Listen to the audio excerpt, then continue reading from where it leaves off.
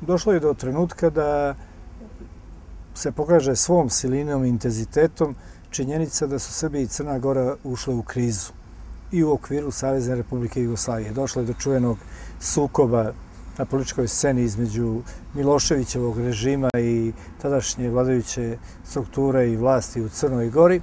I to je trajalo, imalo svoje epizode i uglavnom onim ustavnim udarom Milošević je bez učešća aktuelne vlasti, čak izbacujući iz organa Savezne Republike Jugoslavije uz pomoć crnogorske opozicije, napravio ustavnu hajdučiju, promijenio ustav i sada, da preskočim sve te etape, i sada je došlo do toga izabran je za predsjednika i treba da položi zakletvu. I sada nije bilo pitanje da li će Milošević položiti zakletvu, nego da li će Crnogorci doći iz vladajuće strukture, jer opozicija je gore bila sva u punom broju koja je bila Miloševićeva, da li će doći predsjednik tadašnje vlade, predsjednik države i drugi zvaničnici. I uglavnom naš četvorica smo odlećeli avionom, malim avionom, gospodin Đukanović, gospodin Marović i ja, trojica. Ja sam bio potpredsjednik vlade tada, za Beograd, ali sačekala nas je policija, sve rotaciona svjetla, ušli smo u bulevar, međutim kamion sa pijeskom na sred mosta. Toliko namjerno, toliko da mi zakasnimo na inauguraciju, na početak inauguracije. Dođemo ispred Savezne skupštine, stepenice, doveden narod, instrumentalizovan, koji je skandirao svima koji su se peli za stepenice. I kada smo nas trojica počeli da trčimo uz te stepenice da bi koliko toliko stigli vrijeme, oni su aplaudirali. Kad su viđali jednog od nas trojice koji je visok 2 metra i prepoznali ko je, a u sukobu je sa Miloševićem, počeli su zvižduci, jedva smo ulećeli u skupštinu, ko na koju stranu, sve se završi. Sada porodica Milošević u punom broju, u punom sastavu, sin, ćerka, mama i tata, stoje, svi čestitaju, i to je ono čuveno kada je predsjednik vlade, gospodin Đukanović, preskočio da gospođi Marković, tako se bar pričalo, ja nisam izlazio da obavim taj čin. Sedio sam u prostorijama Crnogorske parlamentarne delegacije i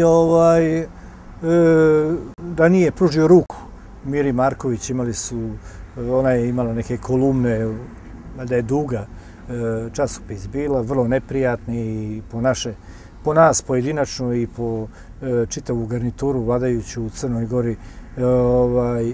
I nađemo se sada svi u toj prostoriji. Jedan od prvih Miloševićih saradnika, prijatelj naš, pored politike, je uletio i rekao,